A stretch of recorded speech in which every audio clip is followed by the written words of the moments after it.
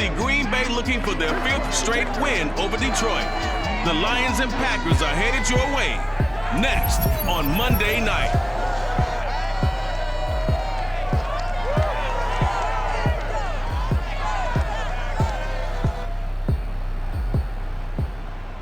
Historic Lambeau Field. Fittingly, it butts up against Lombardi Avenue here in the heart of Green Bay, Wisconsin. No team means more to a city than the Packers to Green Bay, and this was the scene a few moments ago as the green and gold made their way out of the historic tunnel. They're ready to go as they get set to match up with the Detroit Lions. Along Brandon Garden joined by Charles Davis. CD, you look at the Lions in this matchup. Their offense is one that doesn't rely too heavily on just one guy. They like to spread things around as best they can. You're right about that. It's a diverse unit, and they like to run their offense by what they call game plan, meaning each and every week they study the opponent, they probe its weaknesses, and they move the ball around that way. They emphasize who's going to get it based on what they think they'll accomplish in that game. Other teams, they're a system team. They're going to run what they run no matter what. I like this style of offense. It suits them well. From the 13 now, they work on 1st and 10.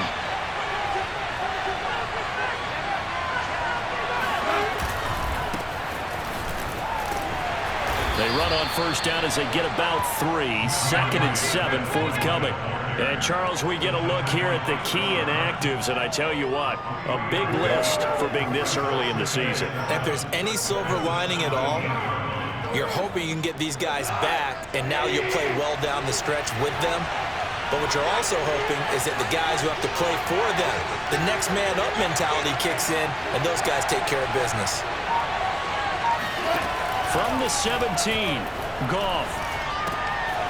Throw right side, complete to Williams. 9 yards to pick up there, and it's a 1st down. And CD, defensively, you're going against a hot quarterback coming off a 3-touchdown game in their victory a week ago. What's the big key for them to try to slow him down? You ask all the tough questions, don't you, partner? Because with this guy, if you blitz him, he takes advantage of that man coverage and burns you. But if you bring on those extra DBs, he sits back there and does what he wants. To me, it's going to be those DBs. When they catch the ball, big-time tackles really put it on those receivers. Now, look, that wasn't a huge gain, but those are the types of carries I think they were missing in their loss last week. They couldn't get him going on the ground. Did you get the same feeling I did during our meetings, that they kind of regretted that he didn't touch the ball? Absolutely. You know, hey, he should have touched him more last week. They weren't going to make that same mistake, and they've taken care of that early. Now left side, a completion to his tight end. And he'll take this to the other side of midfield before going out of bounds. 22 yards on the catch and run, a 1st down. T.J. Hockenson came into the NFL with big expectations. His big strides, they came in year 2 when his receptions jumped from 32 as a rookie to 67 last year. They expect those numbers to continue to go up, and they will when he continues to make catches like that. So into Packer territory now. Here's 1st and 10 at the 47. Go off a handoff here to Swift. And he is tackled inside the 40, not quite to the 35. Another strong gain on the last 2 plays. They've moved it a combined 33 yards.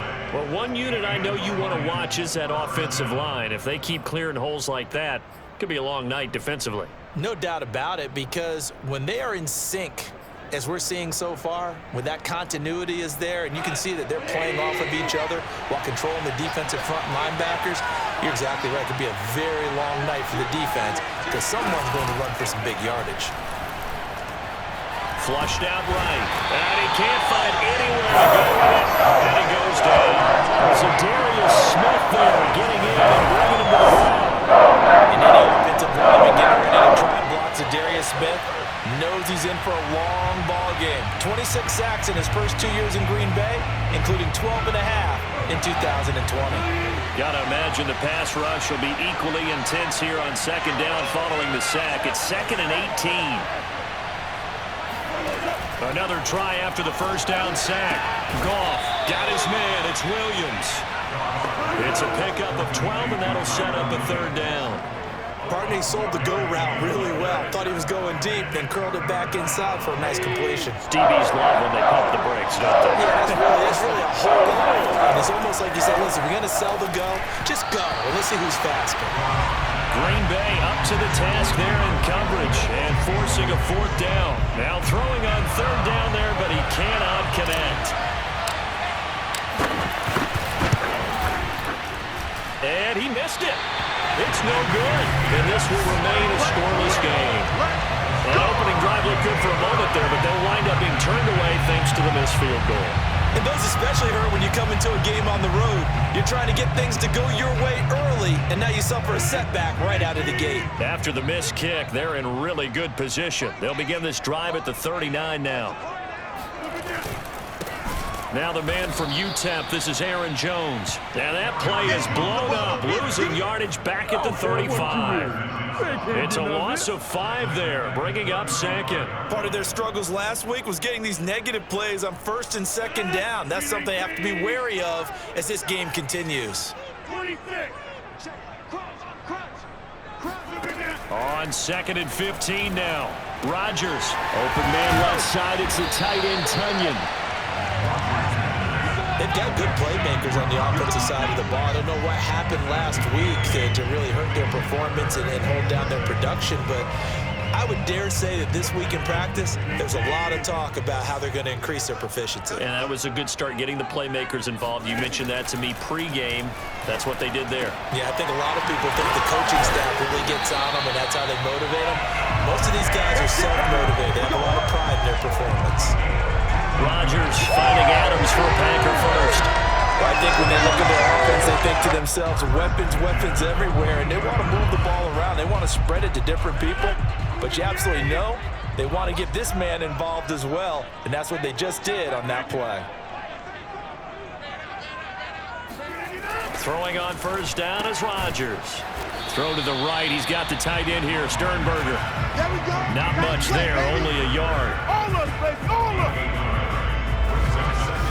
Not a big window to throw. Coverage wasn't too bad there. Yeah, they had him under wraps pretty well, but somehow able to muscle his way open and catch the ball. And we're at the 41, 2nd and 9. Rodgers with a give. It's Aaron Jones. And he's going to get this inside the 30. Come on, baby. Let's go, baby. Here we go.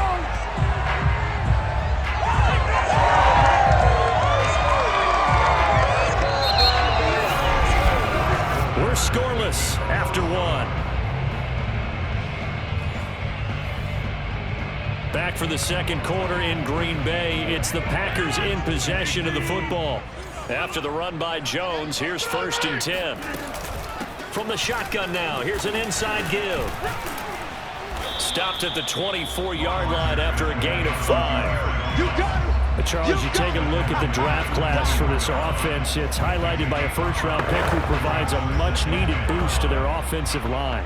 And you and I both know it's the kind of pick that doesn't often get a fan base really excited. But I know who is excited. Their quarterback. He won't get hit as much, and that should improve the rest of the offense as well. On 2nd down, it's Jones. And he'll be brought down inside the 20 at the 19.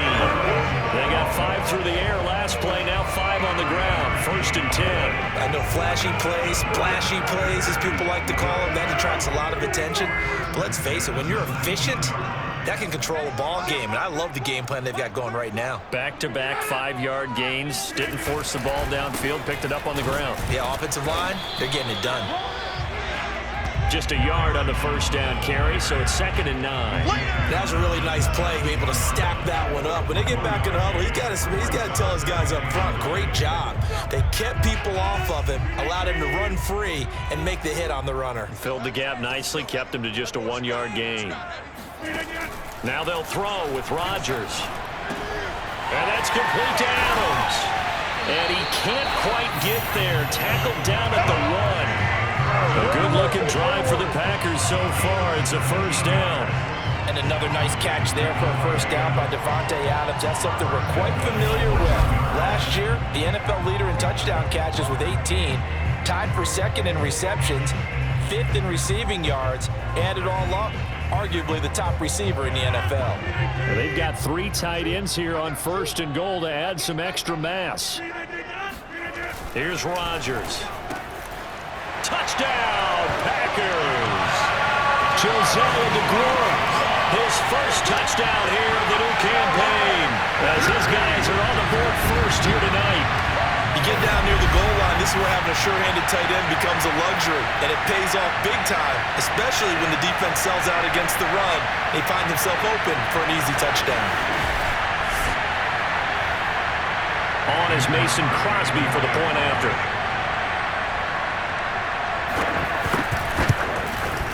And it's good to make it 7-0 Packers. The 10-play drive that time. And the result, a Green Bay score.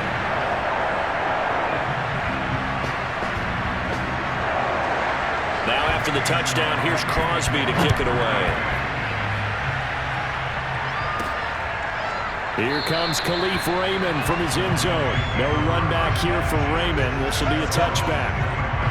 Back now comes the Detroit Lions offense. And, Charles, this is a team that a lot of people are curious to see because, obviously, they've had all their struggles, and now you've got a new head coach in Dan Campbell. A little underwhelming in the preseason. Jared Goff at quarterback. What do you expect? Can this franchise improve at all in 2021? Well, you know they're going to fight and scrap and claw based on their head coach Dan Campbell, what he'll ask out of his team and demand from them.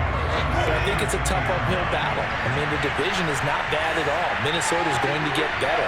Chicago, once they figure out quarterbacking, that defense is awfully tough. And Green Bay, and he's going to be taken down. Goff is sacked. Rashawn Gary. Credit him with a sack as he buries him for a loss of 10. They sent him on the blitz from that linebacker spot, and boy, he got there quickly. He certainly did, and obviously he could have used a block from his running back, but I think you nailed it right there. The defender got into the backfield so fast, it's hard for anyone to react. So now following the sack, Goff and the Lions needed to come up with something here on 3rd and long.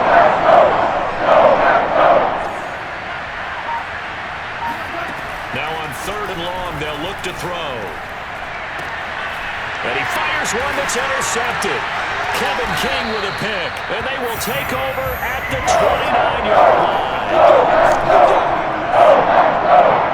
So it's 3rd and long, and you know this is going to be a pass. So defensively, they bring in an extra defensive back and just blanket the field. And this is an ill-advised throw right here as it winds up being picked off easily.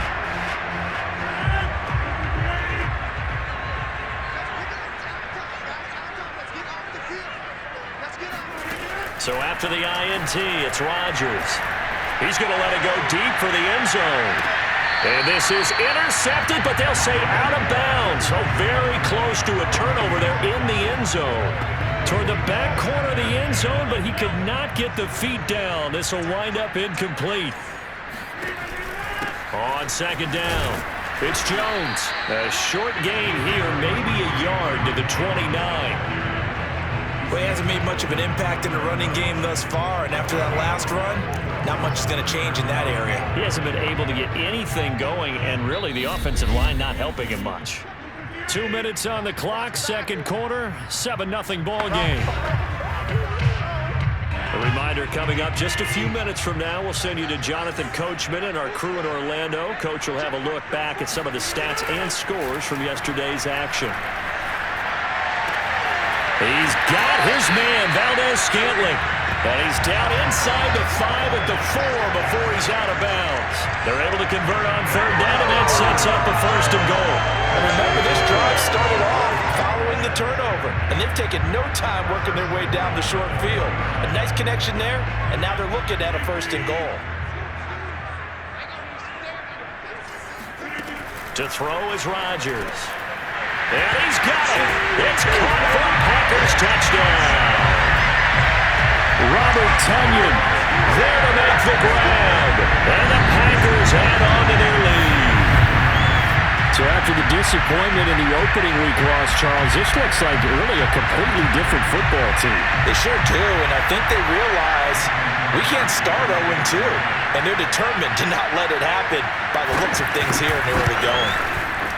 Crosby with the extra point, and that'll make the score 14-0. So that drive, 4 plays. And it ends with a Packers touchdown. Now after the touchdown, here's Crosby to kick it away. Here comes Khalif Raymond from his end zone. And a penalty marker's down on the field. And they might be backing up a bit here to start the drive.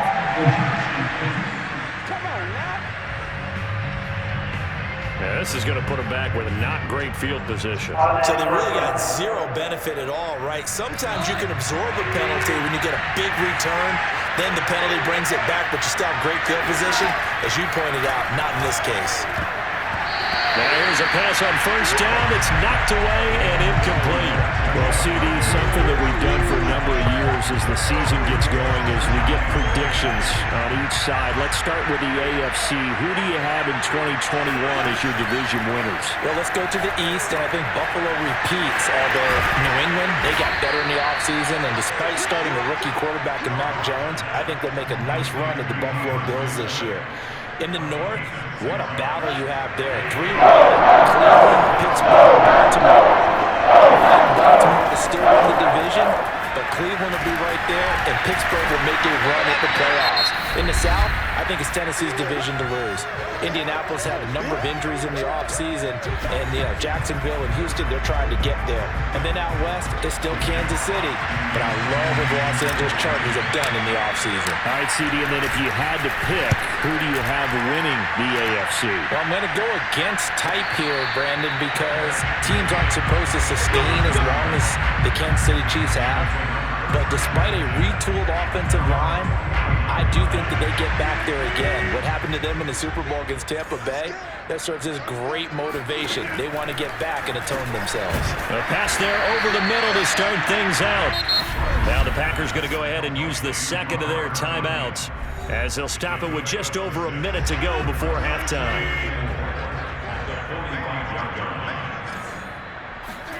Looking to throw again on second down. Rodgers, a check down here to Jones. And he gets it inside the 35 and just shy of the 30. 13 yards, first down Packers. So many times in my career I've heard coaches talk about completions are one thing. But as long as we're there at the catch and we get guys on the ground, we can live with that.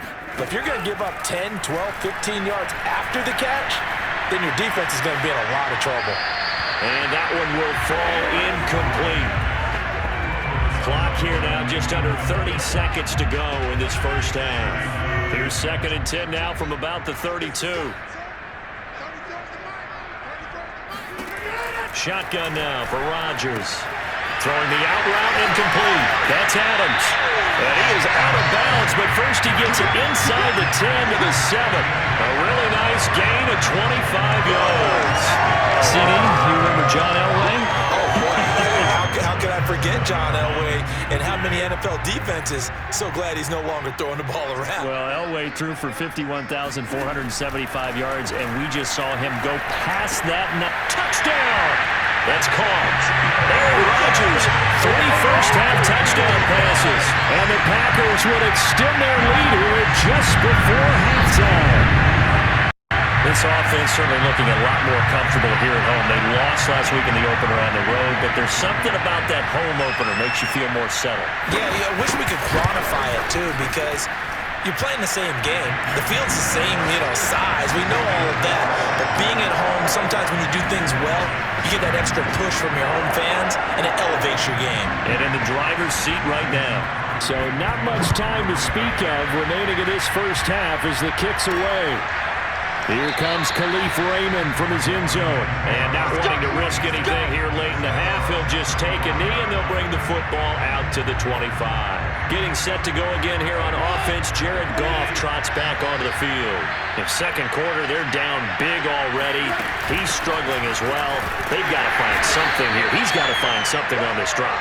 And sometimes you take on all that extra pressure on yourself, and maybe you have to disperse it a little bit. Lean on some other people, lean on your teammates, find someone who can take the pressure off and get the ball in their hands for a while. If he doesn't, this is getting out of hand, or it could get worse.